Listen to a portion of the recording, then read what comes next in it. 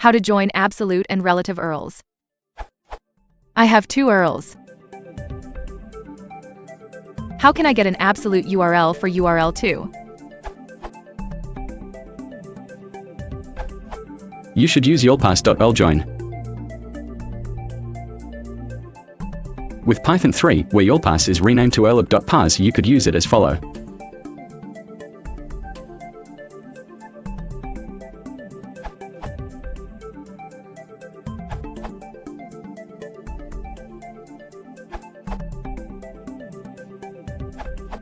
If your relative path consists of multiple parts, you have to join them separately, since URL join would replace the relative path, not join it.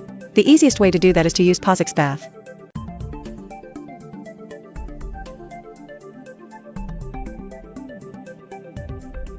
See also, how to join components of a path when you are constructing a URL in Python. For Python 3.0 plus, the correct way to join URLs is